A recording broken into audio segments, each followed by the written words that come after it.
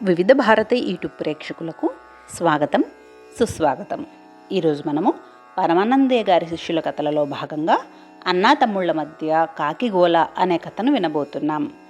రెండు ఇళ్ల మధ్య సరిహద్దు ప్రహరీ గోడ మీద వాలిన కాకి కా కా కా కా అంటూ కావు కేకలు పెడుతుంది.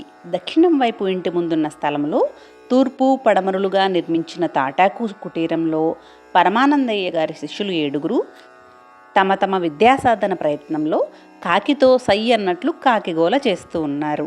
ప్రహరీ గోడ ఇటువైపున ఉండే ఉత్తరపు వైపు ఉన్న ఇంట్లో పూజామందిరంలో సంధ్యావందనం చేస్తున్నారు బ్రహ్మానందయ్య. ఆయన పరమానందయ్య గారికి అన్నగారు. ప్రస్తుతం ఆ అన్నాతమ్ముల మధ్య సత్సంబంధాలు లేవు.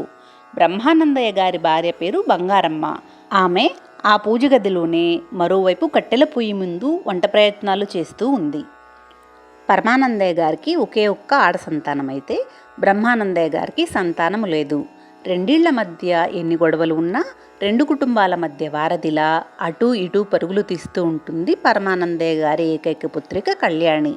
ఆ పిల్ల తప్ప మిగతా వాళ్ళందరూ ఢీ అంటే ఢీ అంటూ ఉంటారు. పరమానందయ్య గారి ఇంటి ఆవరణలోని వేప చెట్టు మీద ఒకే ఒక్క కాకి చాలా కాలంగా నివసిస్తూ ఉంది. ఆ కాకి గోల అంతా ఇంత కాదు. అన్నదమ్ముల మధ్య పచ్చగడ్డి వేస్తే భగ్గుమంటుంటే ఆ మంటల్లో ఆజ్యం పోస్తూ ఉంటుంది ఆ కాకి. పరమానందయ్య శాంతమూర్తి, భూతదయ, జీవకారుణ్యం కలవాడు. పరమానందయ్య గారి అన్న దానికి పూర్తిగా విరుద్ధం. తమ్ముడి చెట్టు కొమ్మ మీద నుంచి ఆ కాకిని తరిమేయాలని శతవిధాలా ప్రయత్నిస్తూ ఉండేవాడు. కాకి ఆ ప్రయత్నాలన్నీ ఎదురిస్తూ తనదైన శైలిలో ప్రతీకారం తీర్చుకుంటూ ఉండేది. కాకి పదే పదే అలా రెచ్చిపోవటానికి కారకుడు ఒకడున్నాడు. వాడి పేరు అప్పన్న. ఒరే అప్పాయ్, అప్పిగా అనేవి వాడి ముద్దు పేర్లు. బ్రహ్మానందయ్య గారి ఏకైక ఒకే ఒక్క శిష్యుడు అప్పన్న. అంతేకాదు, బంగారమ్మకి ఒకే ఒక్క తమ్ముడు. బంగారమ్మ గారి ముద్దుల తమ్ముడు అప్పన్న తల్లిదండ్రులకి కలిగిన ఏకైక పుత్రుడు. అప్పన్న జాతక చక్రాన్ని పరిశీలించిన జ్యోతిష్కులు ఆ పిల్లవాడు మహర్జాతకుడు అవుతాడని జోస్యం చెప్పారు. అప్పన్న పుట్టిన వేళా విశేషం వల్లనో ఏమో అతడి అక్కగారు బంగారమ్మకి బ్రహ్మానందయ్య గారితో వివాహం జరిగింది. కొంతకాలం తరువాత ఒకే రోజున వారి తల్లి తండ్రి ఇద్దరూ కన్నుమూశారు. పసివయస్సులోనే ఒంటరివాడైన అప్పన్న అక్కా బావల వద్దకు చేరాడు. అప్పన్నకి 5వ ఏట బ్రహ్మానందయ్య గారే ఉపనయనం, అక్షరాభ్యాసం చేశారు. అప్పన్న తన 8వ ఏటకే విద్యాభ్యాసం పూర్తి చేశాడు. అనంతరం మరో 2 ఏళ్లలో సర్వశాస్త్రాలు అభ్యసించి పారంగుతుడయ్యాడు. ఆ తరువాత ఏం జరిగిందో ఏమో, ఒకనాడు అనూహ్యంగా సర్వశాస్త్రాలు మర్చిపోయి మందమతి అయిపోయాడు. అక్కా బావ చేయించిన వైద్యం లేదు, జరిపించని యజ్ఞహోమాలు లేవు. అప్పన్నలో మార్పు లేదు. ఒకప్పుడు బ్రహ్మజ్ఞానంతో ప్రకాశించిన అతని వదనం నివురుగప్పిన నిప్పులా, మబ్బులు కమ్మిన ఆకాశంలా నిస్తేజమైపోయింది. అప్పటి నుంచి అతడి ఏకైక వృత్తి ఆ కాకిని తోలడం మాత్రమే. ఇప్పుడు ఆ రెండిళ్ల మధ్య సరిహద్దు గోడ మీద బైఠాయించిన కాకిని తరిమికొట్టే ప్రయత్నంలో భాగంగా పొడుగాటి వాసం కర్రతో దాన్ని అదిలిస్తూ ఉష్ ఉష్ అంటూ కాకితో పోటీ పడుతూ అరుస్తున్నాడు అప్పన్న. ఇంట్లో సంధ్యావందనం కార్యక్రమంలో ఉన్న బ్రహ్మానందయ్య గారికి, ఆయన భార్యకి ఆ కావు కేకలు వినిపిస్తూ ఉన్నాయి. బంగారమ్మ పొయ్యి దగ్గర నుంచే భర్తను హెచ్చరిస్తూ, వింటున్నారా అంది. బ్రహ్మానందయ్య గారు తల ఊపుతూ, వింటున్నాం. ఆ కాకి ఆగడాలు, అరుపులు మా చెవుల్లో హోరెత్తిపోతున్నాయి. మాకే గాని తపశ్శక్తి ఉంటే కంటి చూపుతో దాన్ని కాల్చి భస్మం చేసేవాళ్ళం అన్నాడు.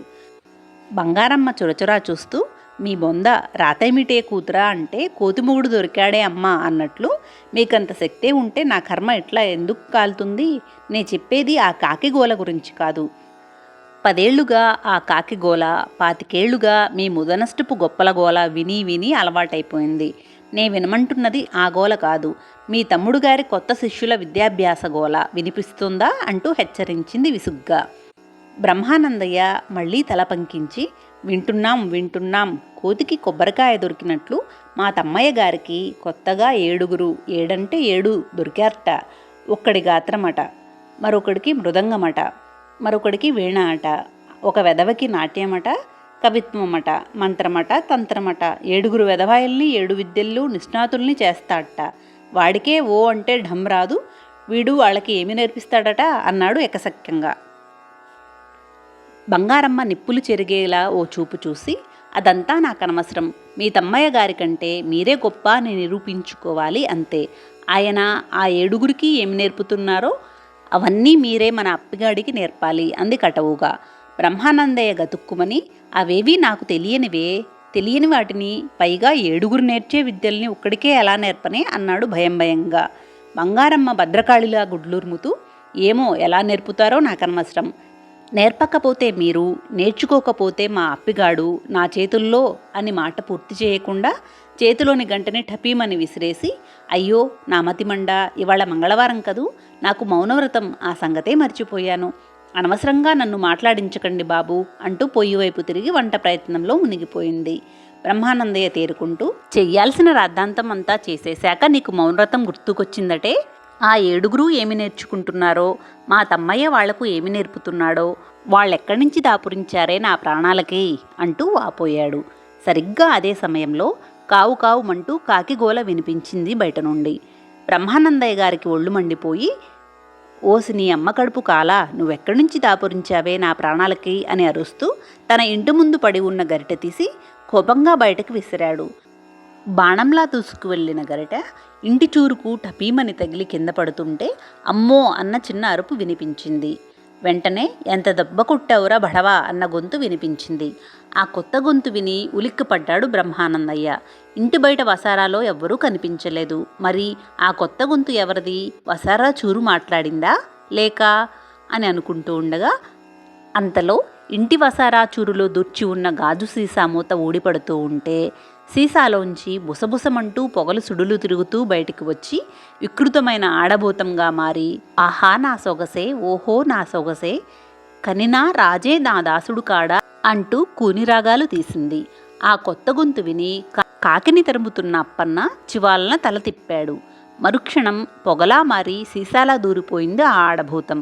తన కళ్ళకి ఎవరూ కనిపించకపోయేసరికి అప్పన్న అనుమానంతో ఎవరోలే అని అనుకుని కాకిని తరిమే కార్యక్రమంలో పడిపోయాడు. ఇంతటితో అన్నా తమ్ముళ్ళ మధ్య కాకిగోల అనే కథ సమాప్తమైంది. తరువాతి భాగంలో ఇంకొక కథను విందాం.